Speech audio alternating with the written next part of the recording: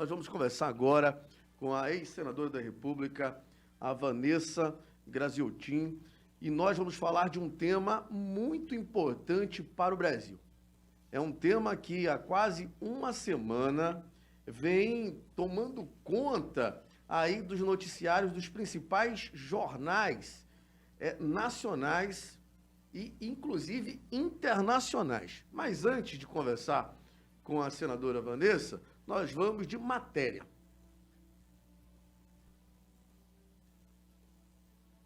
O Brasil vem passando por uma crescente preocupação com o risco de desabastecimento de diesel neste segundo semestre. No último dia 25 de maio, o presidente da Petrobras, José Mauro Coelho, enviou um ofício à Agência Nacional do Petróleo e ao Ministério de Minas e Energia, alertando sobre a falta de diesel no mercado brasileiro. Segundo o Ministério, os estoques representam 33 dias de importação, o que significa que se as importações de combustíveis fossem suspensas hoje, os estoques somados a toda a produção nacional seriam suficientes para suprir o país por este período. Devido ao aperto da oferta por conta da guerra entre a Rússia e a Ucrânia, a crise do diesel está ocorrendo no mundo inteiro. Mais especificamente no Brasil, o segundo semestre tem um aumento de demanda expressiva por diesel, com o aumento da circulação de caminhões no país por conta da safra de grãos. Ainda de acordo com o Ministério de Minas e Energia, desde o início da intensificação do monitoramento do abastecimento por um comitê criado para essa função, a autonomia do diesel no país passou de 30 para 38 dias, um aumento de 26,7%. Entre as medidas, o Ministério criou em março o Comitê Sensorial de Monitoramento do Suprimento Nacional de Combustíveis e Biocombustíveis, grupo técnico para monitorar os estoques durante a Guerra do Leste Europeu. O Ministério de Minas e Energia ainda informou que convocou uma reunião com a Agência Nacional de Petróleo e a Petrobras, mas descartou que o encontro tenha sido motivado pelo ofício enviado pela Petrobras, que já estava agendada. Segundo a nota do Ministério, a redução da oferta e dos estoques mundiais de óleo diesel em função da conjuntura energética mundial e o aumento da demanda pelo produto no segundo semestre do ano são fatos amplamente conhecidos e monitorados pelo comitê. Senadora, seja bem-vinda novamente ao nosso programa. Com você. Muito obrigada. Obrigada pelo convite. Ananda, você, Alex, é uma alegria estar aqui de volta, né? Eu acabei de fazer aqui, a gente sempre faz uma live, quando chega eu dizia a TV e a rádio que mais crescem no Amazonas. E é muito bom, eu fico muito empolgada toda vez que eu vejo o surgimento de um novo meio de comunicação, porque a diversidade nos ajuda muito na evolução, inclusive na melhoria, na qualidade da informação, e vocês são aqui do nosso estado que têm feito esse excelente trabalho. Olha, isso que nós acabamos de ver aqui na matéria é algo que deva nos preocupar. Sim. Mas nos preocupar não apenas momentaneamente, mas inclusive a médio e longo prazo. Porque isso tudo diz respeito, não é só um problema causado, claro que é um problema que é agudizado com fatores externos, como no caso a guerra da Ucrânia. A gente sabe que a Rússia é um grande produtor de petróleo e, obviamente, que um conflito em área de grande produção de petróleo, de grande participação de petróleo no mercado internacional, obviamente que trará reflexos para cá.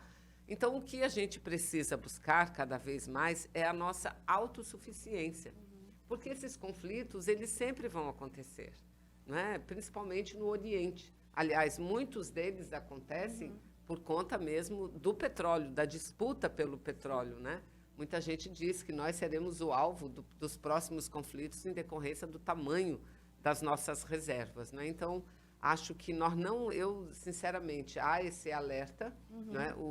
Os trabalhadores no petróleo, eles afirmam de que há, sim, o alerta da diminuição, mas, ao mesmo tempo, a gente precisa trabalhar no sentido de garantir que o Brasil esteja, se não imune, porque é muito difícil nesse mundo globalizado, mas protegido desses períodos de dificuldade de desabastecimento. E, lamentavelmente, Alex, Ananda, o que a gente vê no país é uma política assim, de desmonte dos setores produtivos, e especialmente da Petrobras. Por exemplo, eu gostaria tanto de vir aqui com vocês, de estar aqui hoje e a gente estar discutindo a modernização da nossa REMAN, a nossa refinaria. Sim. Mas não, a gente vai discutir a privatização da REMAN. Né? Eu gostaria tanto de estar ouvindo aqui sobre a ampliação do polo de Urucu na produção de gás natural, mas não, também estamos falando sobre privatização. Agora, há poucos dias, o governo federal, e uma notícia que tomou pouco espaço na mídia nacional, vendeu uma refinaria chamada Lubnor. Lubnor fica no Ceará. Segundo os especialistas, uma refinaria que valia 70 bilhões foi vendida por 34 bilhões. Né? E uma das maiores produtoras de asfalto do Brasil, né? Porque é o petróleo pesado, né, que produz o asfalto. Então, acho que a gente tem que ficar em alerta, mas nisso também, num projeto que garanta com que a Petrobras seja expandida. Não sou contra a atuação do setor privado, não sou, até acho que tem que ter, mas não você pegar tudo que está pronto, tudo que o Estado brasileiro fez e entregar de mão beijada ao setor privado. Senadora, o diesel movimenta o país. Sem o diesel, o desabastecimento acontece logo na economia, porque os caminhões vão parar. E os caminhões que conseguem locomover a indústria da economia de um estado para o outro. E se fala em desabastecimento em 33 dias. Inclusive, o governo federal fala em escassez, fala em racionamento de diesel nos próximos dias no Brasil. Nós vivemos o racionamento de energia no Brasil no governo do FHC. E nós agora estamos na iminência de viver o racionamento de diesel. Como é que a senhora pode fazer uma análise de conjuntura em relação ao desabastecimento e o impacto na economia brasileira? E eu digo não só no impacto da economia dos grandes empresários, mas na vida da Dona Maria, por exemplo, que compra todo dia lá o seu tomate, seu alface, que compra o seu tambaqui, que vem ali do município aqui, do estado vizinho de Roraima. Como que vai ser esse impacto? E eu falo o impacto financeiro também. E impacto também na vida dos ribeirinhos, né? Exatamente. Então, acho que é um bom paralelo para a gente, porque talvez não tenha passado tanto tempo e as pessoas se recordem desse fato. Foi num período, não sei se você lembra, Alex e Ananda, em que os caminhoneiros fizeram greve no Brasil. Lembro. Foi um desabastecimento geral. Até hoje, a gente sente reflexos da crise criada por conta daquele período.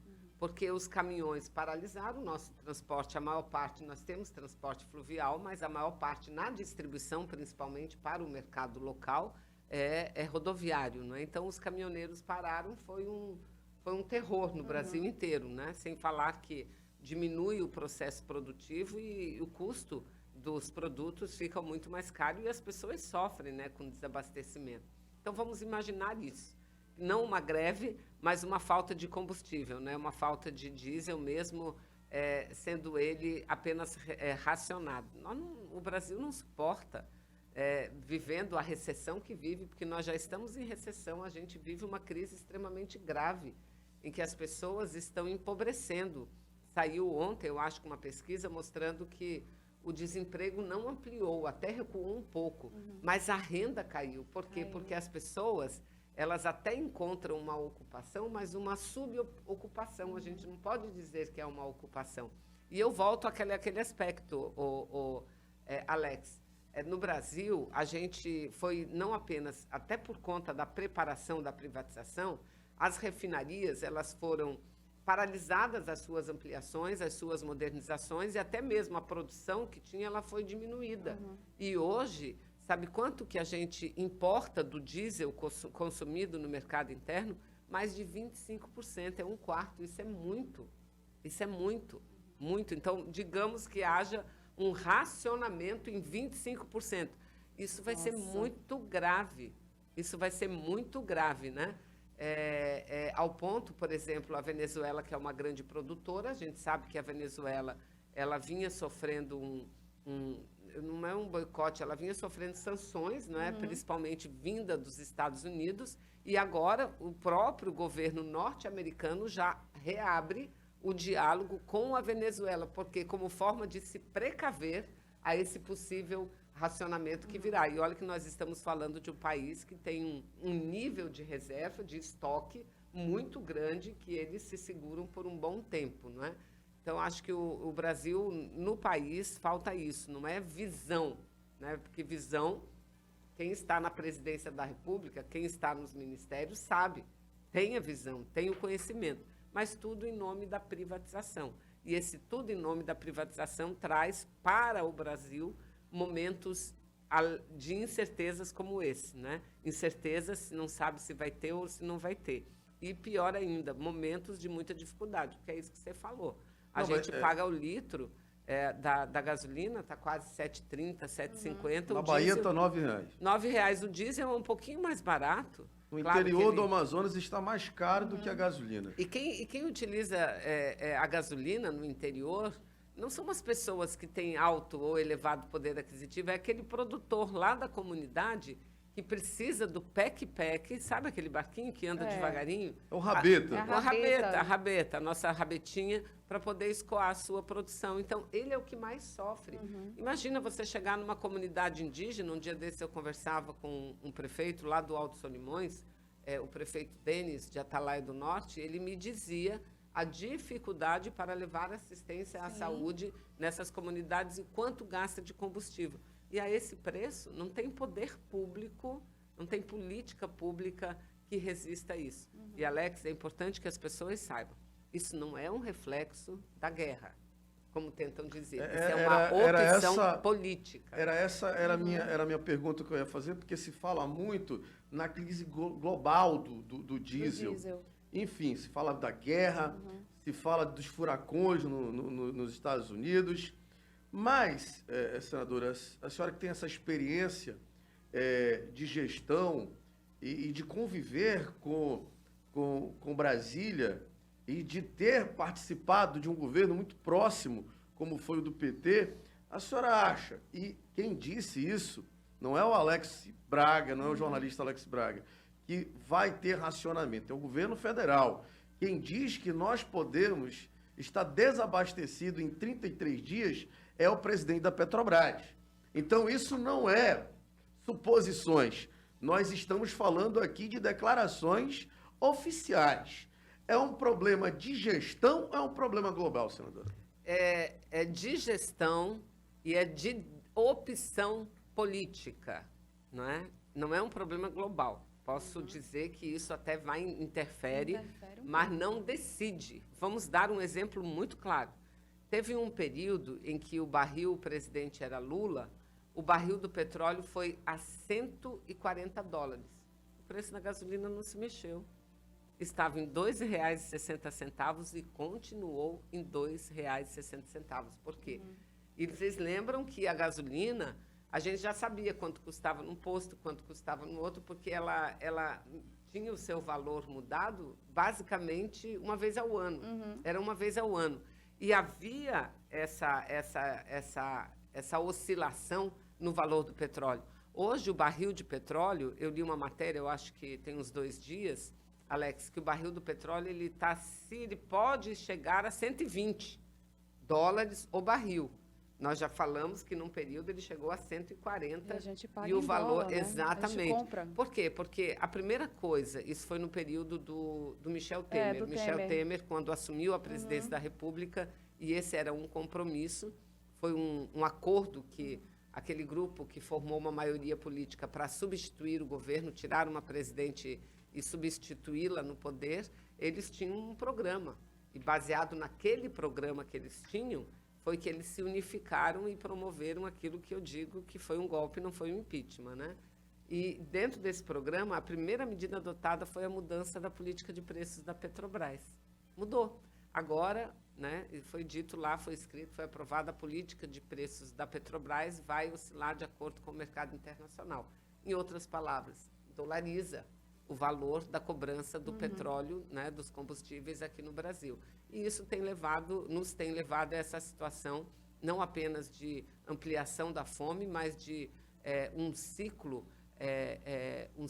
nefasto na economia brasileira, porque quando você tem um produto tão importante que interfere em outros, em todos os outros, porque é um produto básico, como um combustível, tão elevado assim como a energia. Mexe uma cadeia. Mexe na cadeia toda, não é? Então, isso, além de levar à fome, leva também a um ciclo vicioso, negativo economicamente, em que diminui a produção, diminui o consumo, tira dinheiro de circulação. Por quê? Porque grande parte desse dinheiro, ele é entregue, ele é tirado do bolso de quem não tem, que poderia usar aqueles reaisinhos a mais, não é? Para comprar feijão, para comprar farinha, não, mas ele é tirado e é distribuído em forma de lucros. Não é nem usado para o reinvestimento na empresa, né? Nem para reinvestimento, ele é totalmente distribuído. Foram mais de 106 bilhões ano passado, e esse ano de 2022, nos 3 primeiros meses, que é o balanço já fechado, janeiro, fevereiro e março, foram 44 bilhões de reais distribuídos aos acionistas da Petrobras. E quem são os acionistas? E nós estamos conversando com a senadora Vanessa Graziotin sobre o possível desabastecimento de diesel no Brasil. E agora eu quero falar de diesel para quem realmente precisa de diesel, que é o interior do estado do Amazonas. As pessoas que não conhecem o interior do estado do Amazonas desconhecem que diesel no interior é vida ou morte. Por quê? Nós falamos de rabeta ainda agora. O rabeta é usado para pesca no interior. E esse rabeta, ele é movimentado com diesel. Muitos interiores do Amazonas, ainda a energia elétrica é diesel. Para se chegar no interior do Amazonas, o barco é movido a diesel. E como é que chega os alimentos no interior do estado do Amazonas? No barco movido a diesel. Ou seja, toda a cadeia financeira e econômica do interior do estado do Amazonas está relacionada diretamente ao diesel. Isso significa, Ananda e Vanessa, que nós vamos ter logo um impacto direto, já nesse aumento agora do diesel. Eu não estou falando do desabastecimento, estou falando do aumento, já agora no preço da cesta básica. No interior do Amazonas, o diesel está mais caro do que a gasolina. É verdade. Como é que a senhora vê esse impacto lá, por exemplo, em Tabatinga? É muito forte, né? Muito forte. Tanto que eu ando por aquela região do Alto Solimões há muito tempo, e você sabe, Alex, quem conhece lá, que na cidade de Tabatinga, por toda ela, principalmente na avenida principal, você tinha peruanos, colombianos, vendendo gasolina numa PET, numa garrafa Continua. PET. Sim. Não, tinha dado uma parada. Continua. Né? Tinha dado uma parada, porque os preços dos combustíveis no Brasil estavam bastante estabilizados. Agora voltou com toda a carga. Né? Só que é um produto não confiável, de qualidade questionável. Né? Mas, enfim, todo o estado do Amazonas tem sofrido muito com isso. Você disse, olha, é daqui que vai de barco para o interior as mercadorias, da mesma forma como vem do interior as mercadorias produzidas lá, né? Seja o abacaxi, a melancia, a farinha, não é? E geralmente anda rotas menores da comunidade até a cidade, digamos lá, de Nogueira até Tefé, de barquinho pequeno, não de voadeira, mas do nosso pack, né, da rabetazinha, e depois pega o barco grande, que também é diesel. E isso eleva, tanto que ir para o supermercado hoje, não sei se vocês, mas eu gostava muito de ir ao supermercado. Eu adorava. Adorava e comprava coisas diferentes, gostava de ver as novidades. A gente conseguia comprar verduras orgânicas, Exatamente. Né? Hoje, gente, tá impossível. Você sair deprimida do supermercado de ver uma lata de óleo a R$12. Uma lata de óleo de soja. Né? O Brasil é um produtor de soja, mas está tudo caro. Carne, 40 e poucos o quilo da carne. Aí eu cheguei para o açougueiro e disse, poxa, tá cara a carne, né? 40 e pouco. Ele disse, não, é 20 e pouco. Mas qual é? É o músculo, ou seja, a carne mais dura, né? Menos nobre. E eu falei, alcatra está quanto, né? Alcatra, está quanto a alcatra? Está R$48 o quilo. Então, é difícil. O ovo, ele estava quase R$1 um ovo. Nossa. Um ovo. Nós pagávamos uma bandeja de ovos a R$13, R$14. Uma bandeja com 30 ovos. Hoje está 25, teve um período que chegou a R$30. Não é? Então, é muito difícil para a população sobreviver. E mais difícil ainda para as mulheres, porque grande parte das famílias hoje, elas são chefiadas por mulheres. E grande parte dessas pessoas que a gente está falando, Alex, que são penalizadas, elas não têm emprego com direitos. Elas vivem com subemprego de forma precária. E também, falando de pesquisa, uma outra pesquisa que Datafolha fez, sempre faz pesquisas muito densas e vai durante a semana jogando os aspectos. O último agora foi sobre o armamento, a política de armamento. Mas, antes de ontem, falou sobre as pessoas que recebem o Auxílio Brasil, né? As pessoas que recebem o Auxílio Brasil dizem, testemunham, que não é suficiente R$400. R$400 não alimenta uma família de 4 pessoas nem por uma semana. Então, falta mesmo, não alimenta, vá lá e compre, não alimenta uma família nem por uma semana. Com R$100 você não sai do supermercado sem nada. Sai do supermercado sem nada. E, então, eles estão vendo que não dá. Mas o mais grave é que nós temos mais de 1.300.000 famílias que estão fora do Bolsa Família. O dado oficial, que é Bolsa Família ou Auxílio Brasil, que eles mudaram, né, o nome, o dado oficial do governo se aproxima a 800.000 famílias. Só que esse dado é muito equivocado. Por quê? Porque esses são os cadastros que já foram verificados e aprovados. Não estão incluídos porque não há verba para isso, não há espaço para isso no programa. O Congresso teria que ampliar o programa, né, os recursos para o programa para poder inserir essas famílias. E elas precisam ser inseridas imediatamente, porque elas não têm nem essa ajuda. Vivem nos sinaleiros de trânsito a pedir. É muito difícil a situação do povo brasileiro, né? É muito difícil. A gente estar aqui reclamando, mas nós ainda temos um dinheiro para ir no supermercado, para tomar café. Um dia desses eu comi eu adoro comer em praça de alimentação do shopping, eu não sei por quê. Adoro comer em praça de... E eu gosto mesmo daquela fritura bastante, né? Aí lá eles já colocam a diferença da carne. Nunca a gente viu isso. Lá já tem. Se você quer um parmegiana com esse tipo de carne, é tanto, com esse outro tipo de tanto. Eu peguei lá o menorzinho. Churrascaria. Aí, quando eu fui comer, gente, diminuiu o pedaço da carne. Diminuiu tudo. Então, carne para as pessoas, não é à toa que elas estão indo atrás de osso. Porque dali elas fazem a sopa, fazem o cozidão e ainda vem a proteína que elas precisam. Mas osso, isso não é uma fotografia, não. Isso não foi um quadro pintado, isso é a realidade. Infelizmente, metade das pessoas, nós voltamos para o mapa da fome. Metade das pessoas, das famílias brasileiras, revelam que passam algum nível de dificuldade de alimentação. Olha, o presidente Jair Bolsonaro afirmou na última segunda-feira, no dia 30, que a Petrobras, a maior empresa brasileira, pode quebrar o Brasil se houver aumento do diesel novamente. E ele assumiu, o chefe de Estado, assumiu que há risco de desabastecimento de diesel no Brasil. Então, como eu disse anteriormente, é uma informação oficial. Mas, senadora, como é que a senhora vê as declarações do presidente Jair Bolsonaro, em que ele desassocia a Petrobras do governo federal? Ele age como se a Petrobras fosse uma empresa privada, não fosse uma estatal brasileira.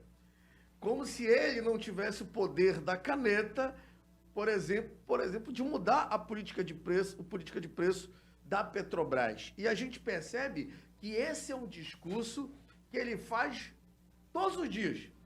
Ele faz esse discurso para a militância dele e ele também faz esse discurso para o povo brasileiro. Olha, eu não tenho culpa se o diesel aumentou, se a gasolina aumentou. E a Petrobras vai quebrar o Brasil. Ou seja, ele se isenta ali da culpa e coloca a culpa toda na Petrobras, que é uma estatal brasileira, que quem indica o presidente da Petrobras é ele mesmo. o governo federal. E só nesse governo dele já trocou 4 vezes, né?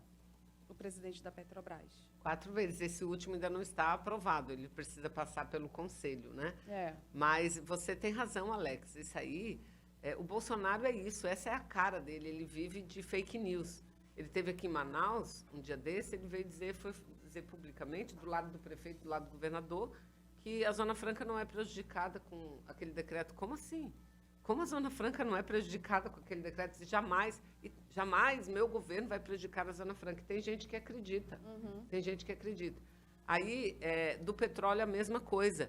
Você veja, a Petrobras hoje, e esse desmonte começou agora, depois, repito, né, tem que colocar, porque esse é um marco temporal de mudanças significativas no Brasil. Depois que Dilma saiu do governo, a Petrobras começou a ser fatiada e ser privatizada. Aí teve briga na justiça, porque a Petrobras é uma empresa pública prevista na Constituição, então se questionou o Poder Judiciário como é que ele estava fatiando e vendendo subsidiárias, como no caso de uma refinaria, e depois de muita briga, infelizmente, o Judiciário deu razão ao governo e o governo seguiu. Vendeu a BR Distribuidora. A BR Distribuidora era a maior distribuidora do Brasil. BR Distribuidora não existe mais e reparem que ela está sendo sucateada. Então, só quem vende petróleo no Brasil hoje, quem vende, portanto, coloca o preço que quer, é a iniciativa privada. Antes a gente convivia com a BR Distribuidora, com a Shell, com várias outras, né? Mas não. Vendeu, então não tem nem como o Estado aqui trabalhar essa diferenciação de preços. E ele mente quando ele diz que é decisão da presidência da Petrobras, porque apesar disso, de fatiarem a Petrobras, de estarem desmontando a Petrobras, é o Estado ainda o maior acionista. O Estado, que eu quero dizer, é a União.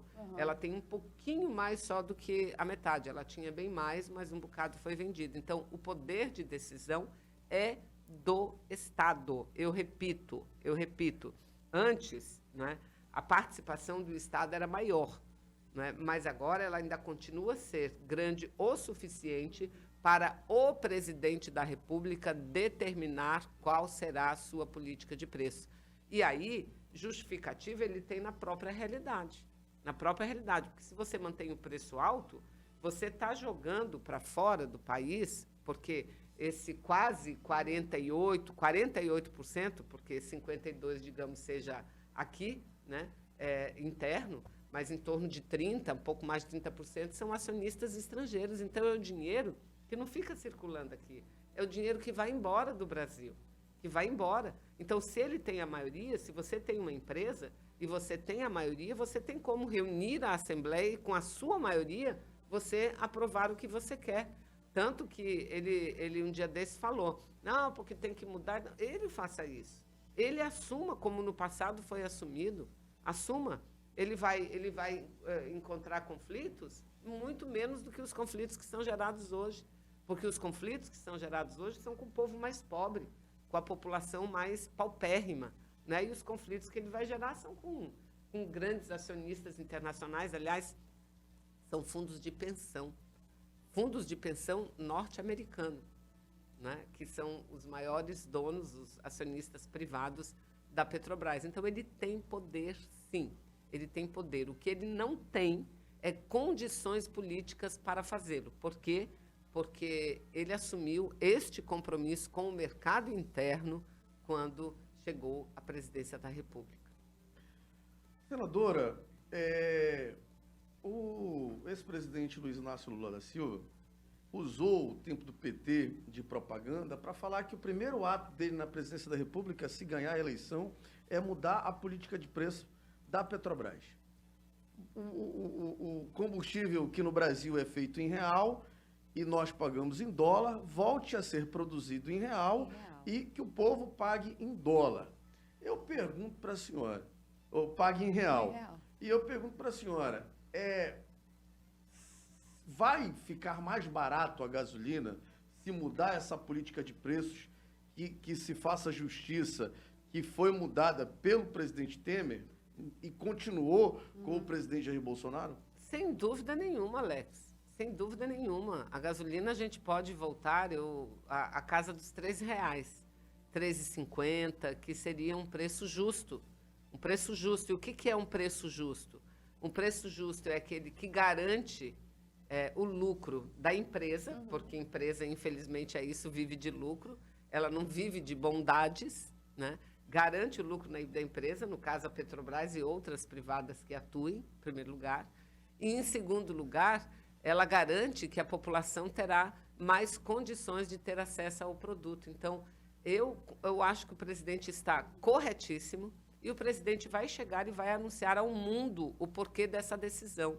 E vai mostrar, a gente fala muito de mudança climática, a gente fala muito de combate à pobreza, né? O Fórum Social Mundial, os mais ricos do mundo, porque 69, acho que 10%, 60 e poucos pessoas mais ricas do mundo, poucas pessoas mais ricas do mundo, têm mais acumulado em recursos, em dinheiro, em bens, do que 40% da população do mundo inteiro, gente. Então, é muito desigual. Então, ele vai chegar para esse mundo que gera muita fome, que gera muita miséria, que concentra a renda na mão de poucos, e vai dizer o seguinte: isso é necessário. Então, vocês, esperem lá.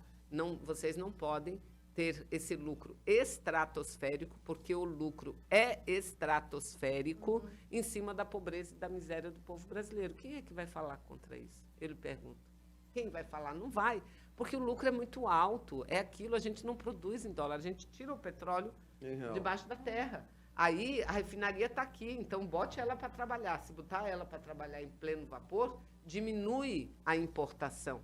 Né? Diminui a importação a nível de 15%, mais ou menos, ou seja, então você faz o cálculo, porque uma empresa faz com quanto você gastou para produzir essa taça, quanto você gastou para produzir esse microfone. Se você gastou 100 e vende a 300, você vai ter 200% de lucro. Se você gastou 100 e vende a 130, você vai ter 30% de lucro. Eu acho que 30% seria mais do que suficiente. Mas não é isso, eles estão tendo lucros estratosféricos. Eu estou conversando com a senadora Vanessa Graziotin. Nós estamos falando sobre o possível desabastecimento de diesel no Brasil, o impacto na economia e também sobre a política de preços da Petrobras. E nós deixamos o último bloco com a senadora dizendo que se mudar a política de preço da Petrobras, a gasolina vai chegar a R$ 3,50. Não é isso, senadora? Sem dúvida nenhuma, porque eu lembro que da última vez que nós tivemos contato à planilha de custos, não é, da Petrobras, a gasolina ela estava tirando os impostos, tirando tudo, né, o petróleo, o barril, ele saía em torno de $1 e pouco, né, $1 e pouco. Aí se você coloca, e a gente sabe que é um produto muito taxado, né, principalmente tributos estaduais, você joga os tributos em cima, ela é em torno de R$2 e pouco. Ou seja, não é impraticável nem impossível você colocar um preço de R$3,50, 60, 70 centavos, né? Como era antes dessa escalada do aumento de preços no setor de combustíveis. E garantindo, viu, Alex, que a gente sabe que precisa, garantindo a lucratividade da empresa. O Brasil, nós não nos esqueçamos, o Brasil tem uma das maiores reservas de petróleo do planeta. Isso não é conversa, isso é verdade.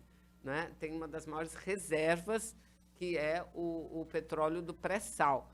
E antigamente, logo quando ele foi descoberto, eu acompanhei muito de perto isso, né? Muita gente dizia: mas é muito difícil, é lá a muitos quilômetros embaixo do mar, o Brasil não vai chegar. O Brasil chegou. Mas vai ser muito caro, não vai ser viável, barateou. E o Brasil ganhando prêmios, né, através de quê? De uma empresa brasileira, que foi a Petrobras, de desenvolvimento de tecnologia no mundo inteiro. Mas, aliás, Alex, logo depois que mudou a política de preço, foi aprovada uma outra lei, que a gente trabalhou muito, batalhou para não ser aprovada, que isentava de tributos as empresas do setor de petróleo e gás. Ou seja, uma empresa estrangeira que está aqui e vai comprar uma plataforma de produção de petróleo, aquelas que ficam lá no meio do mar, né, extraindo petróleo. Antigamente, elas tinham muito incentivos para a produção da plataforma aqui no Brasil, porque essa cadeia gerava emprego, gerava tecnologia, e todas as empresas que produziam, principalmente elas ficavam no sudeste brasileiro, ali por São Paulo, pelo Rio, Espírito Santo, os estaleiros, eles eram assim, eles estavam em franco desenvolvimento e geração de emprego, porque tinham um componente, a exigência de componentes nacionais, e recebiam incentivo para isso. Por depois mudou, Alex.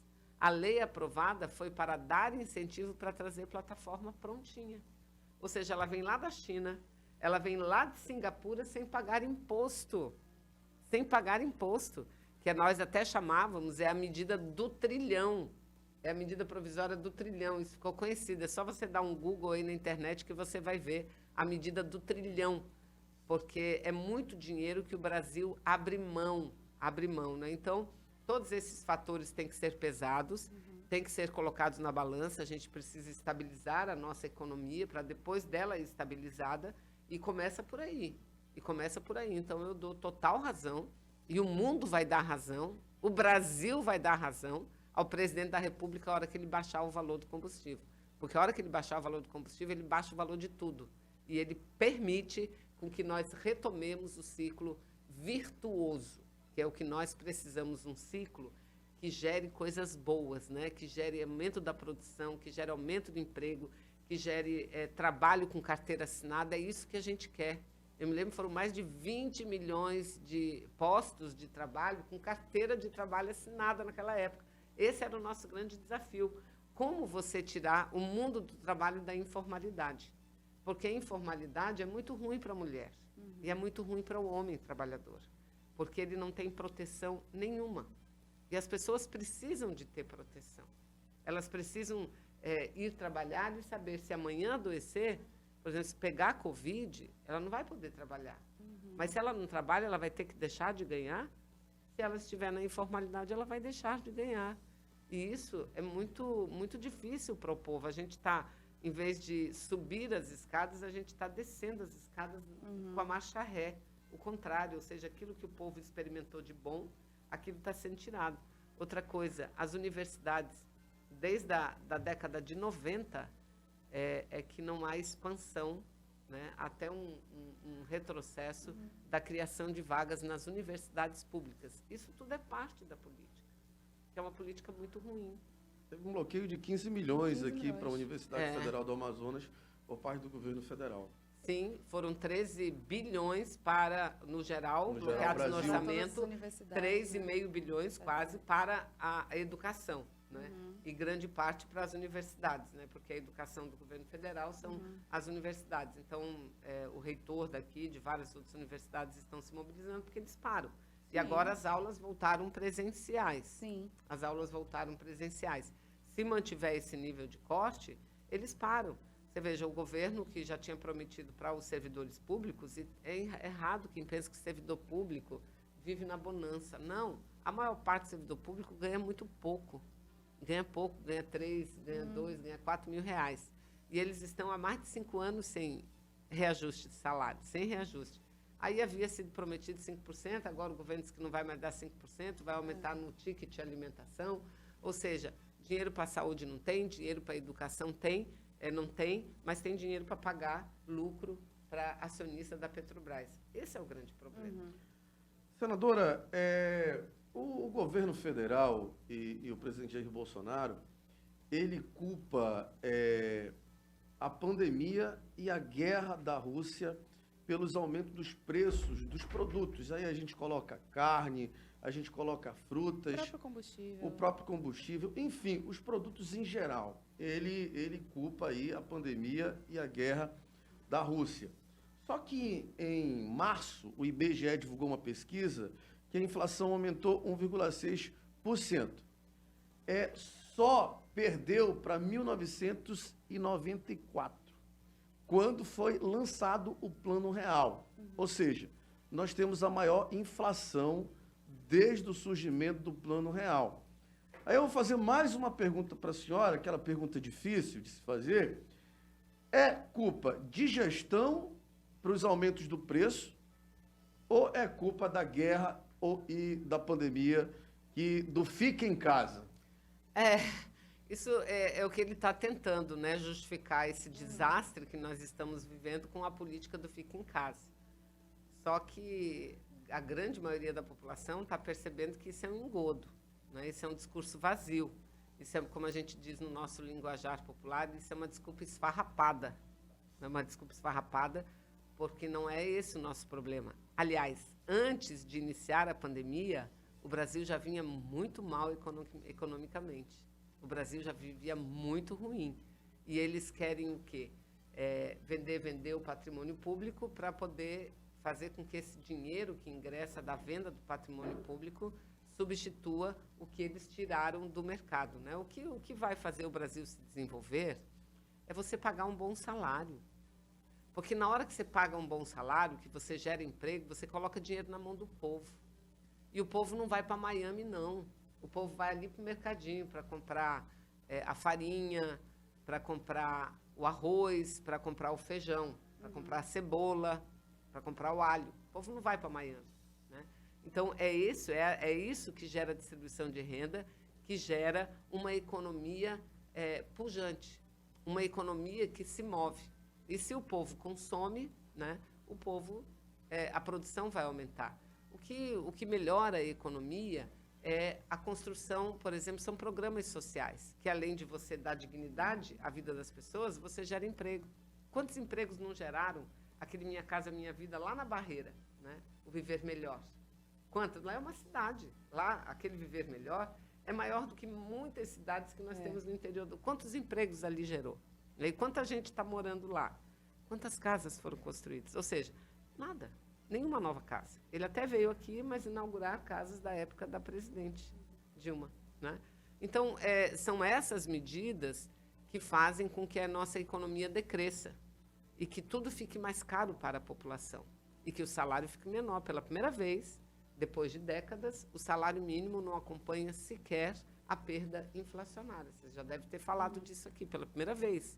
Eu não estou nem aqui falando da política de valorização que era a lei, que depois de muito brigar, quando a economia conseguiu uma estabilidade no Brasil, então agora está na hora de aprovar a lei de quê? De reposição das perdas do valor do salário mínimo. Então, a gente tinha uma lei que, além da reposição inflacionária, ela tinha que ter um aumento real. Ele acabou com a lei. Né? E não aumenta nem de acordo com a inflação. Então, a economia, o reflexo do que nós estamos vivendo, da carestia, da falta de emprego, do Brasil deixar de ser a sexta, a sétima economia para ser a 12ª, 13ª, isso não foi por conta do fica em casa, porque o mundo inteiro ficou em casa. O mundo inteiro. Você olha assim a lista da posição do Brasil no mundo, dá tristeza. A gente estava lá em cima, agora a gente está aqui embaixo. E os gráficos, as tabelas, isso na economia. A gente era lá em cima e agora que está aqui embaixo. E na outra tabela social, a gente estava lá embaixo, agora a gente está aqui em cima. O maior número de pobres, a maior inflação, a maior quantidade de pessoas passando fome, não é? Então, não é a culpa do fica em casa. É claro que a pandemia, ela trouxe reflexo para o Brasil e para todos os países do mundo. Todos os países do mundo. Mas não é isso que explica de jeito nenhum, não é isso que explica essa situação terrível pela qual passa o nosso país. Senadora, hoje nós temos um Brasil dividido. E a gente está acabando aqui a nossa entrevista, faltam 4 minutos. Nós temos um Brasil dividido que não tem espaço para uma terceira via, por exemplo. A gente percebe que não tem espaço. Agora o Dória desiste da candidatura para apoiar a Simone Tebet lá do MDB, mas tem o Ciro Gomes, que não consegue se viabilizar. Mas nós temos um Brasil dividido entre o Lula e o Bolsonaro. Inclusive, as pesquisas mostram isso de forma muito apertada, essa situação. Como é que a senhora vê esse país dividido hoje? Olha, por exemplo, a gente pode até fazer um paralelo. A Colômbia acabou de realizar o primeiro turno, está indo para o segundo, né? Aí teve uma surpresa lá, né? Porque esperavam era esse candidato Petro, né, que representa mais o bloco mais progressista, né, não tão americanista, e o outro que era mais ligado ao ex-presidente Uribe e tudo mais, e veio um terceiro.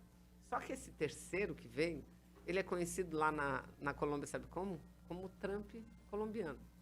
Então, ele é também um cara de direita, esse que veio. No Brasil, eu quero dizer com isso o quê? Que aqui no Brasil, dificilmente essa realidade se modificará. A realidade qual é? A polarização entre a candidatura de Lula e a candidatura de Bolsonaro. Né? Eu não diria que são dois extremos, porque o Lula, eu nunca vi o Lula como um extremo. Eu nunca vi o Lula como um extremo. O Lula nunca foi um esquerdista, não. No governo dele, o povo ganhou muito, mas os empresários ganharam muito também. Não é? Ele procura dar esse equilíbrio, é alguém que dialoga com todo mundo. Quem é o candidato a vice dele já homologado, assim, como pré-candidato, né? É o Alckmin. É o Alckmin, que é um... Que ganharia a eleição no primeiro turno em São Paulo, segundo pesquisa. Sim, que é um neoliberal. Sim, eu não tenho dúvida, é um neoliberal defensor do mercado, né? E aí o Lula diz assim, para que eu preciso de vice-presidente se eu colocar um igual a mim? Então, eu tenho que colocar um diferente para a gente poder manter um equilíbrio, porque nós vamos governar para o Brasil como um todo. Então, nós temos que ter esse olhar. Eu fui parlamentar com ele durante seus 8 anos de mandato. E o Lula é isso. O Lula sempre trabalhou com o povo pobre, mas trabalhou sempre também com banqueiros, com empresários. Aliás, os empresários nunca ganharam tanto como ganharam no período do presidente Lula. Então, eu acho, concordo contigo, Alex, eu acho que a terceira via aqui não tem espaço, mesmo porque a terceira via, ela ficou assim uma coisa amorfa, né? Primeiro porque o Lula, ele não é uma pessoa de esquerda. O Lula é uma pessoa, eu diria, mais uma pessoa mais de centro-esquerda, né? Então, ele já seria essa terceira via, né? E uma pessoa muito ligada ao povo. E que é lembrada, repare, olha, quem é que teria uma condição igual a essa que ele está tendo? Ele ficou preso, gente. Condenado. Condenaram ele porque disseram que ele recebeu recurso indevido. Hoje ele não tem mais nenhum processo, e é o primeiro colocado em todas as pesquisas.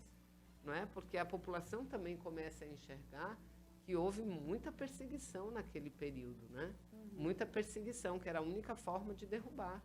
Não adiantava tirar só Dilma. Se deixasse ele solto, né? Se não inventasse esse monte de mentiras e não o prendesse, ele já seria presidente desde 2018. Ele já seria, não é? Então, eu acho que não há o espaço. Eu conheço a senadora Simone Tebet bastante, convivi com ela, né? Uma pessoa assim, muito agradável, uma pessoa muito correta.